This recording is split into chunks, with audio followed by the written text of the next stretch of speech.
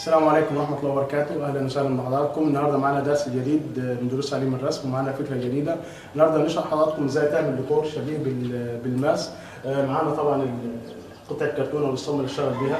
المقاس بتاعها 25 سم كده، 25 سم الناحية التانية، يعني عبارة عن مربع 25 سم في 25 سم. لو أنت هتشتغل على جنب أكبر تقدر تخلي الصمغة بتاعتك 30 أو 35 سم في 35 سم حسب مساحة الجنب اللي عندك.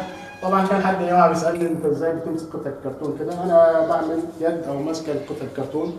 قطعه كرتون اهي زي شايفينها، بثبتها كده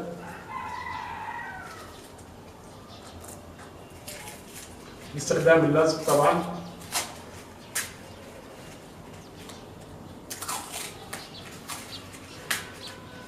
زي ما حضراتكم شايفين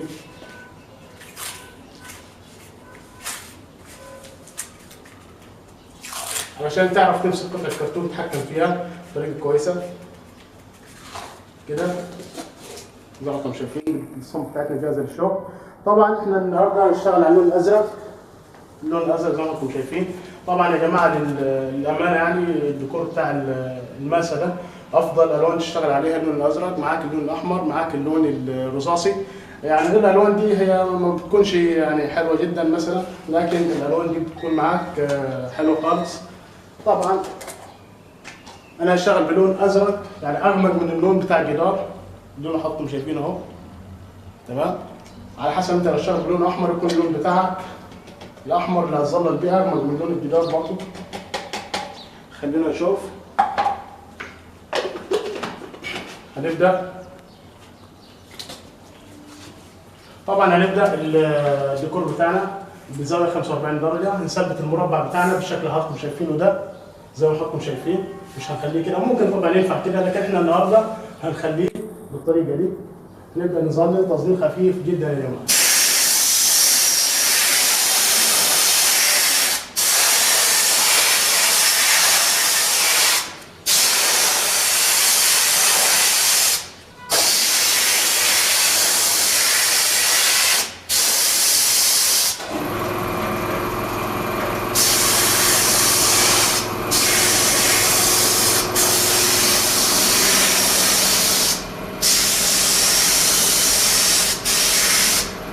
هنخلي طبعا قطعه الكرتون بتاعتنا والصمغه مظبوطه علشان ما يحصلش معانا اخطاء.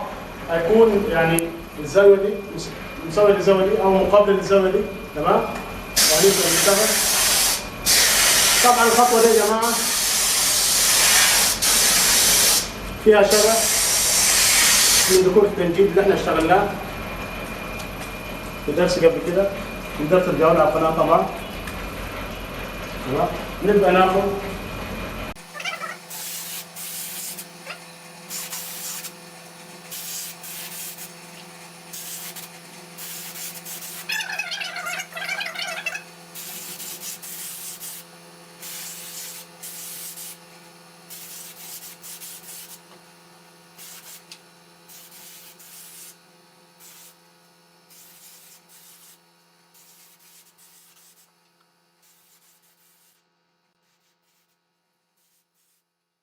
بعد طبعا يا جماعه ما خلصنا يعني التظليل بشكل كامل باللون الغامق.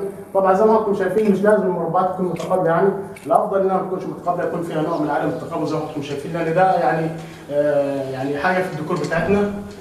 طبعا لو ما عندكش مسدس تقدر تشتغل دايما ببوابات السبراي، لكن طبعا المسدس بيكون افضل للتحكم فيه وافضل في كل حاجه واوفر في الدهان. يعني الدهان اللي انا شغال بيه يا جماعه ده دهان مطفي. طبعا بعد ما خلصت التظليل باللون الغامق هاخد في المسدس لون ابيض زي ما انتم شايفين، تمام. وهبدا المرحله الثانيه من الشغل.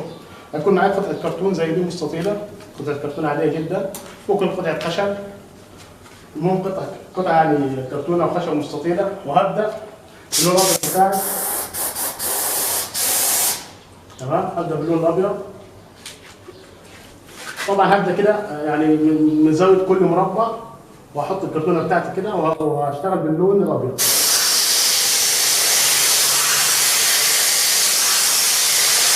على خفيف جدا يا جماعه زي ما انتم شايفين.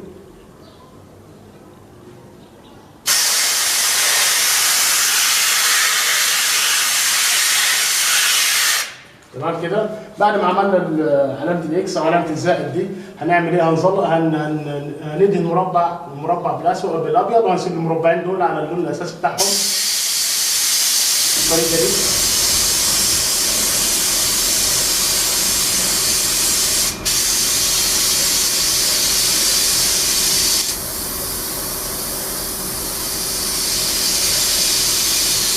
توزيع على خفيف يا جماعه، يعني دي اكنها اضاءه، احنا بندي اضاءه للجزء ده والجزء ده، ونسيب الجزء ده مواكب والجزء ده مواكب علشان يعمل معانا الشكل البارز او الشكل ال 3 دي.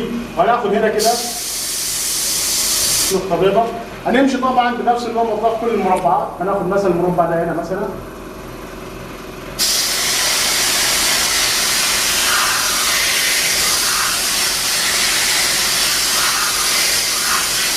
تصدير خفيف جدا زي ما انتم شايفين. ناخد علامه الزائد،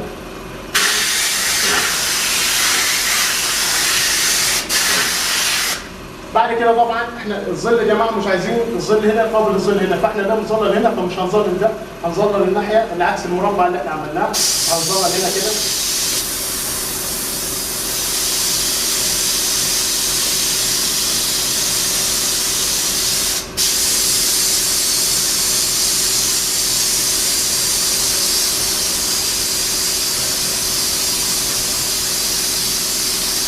وهناخد نقطه في النص، ناخد مثلا مربع تاني،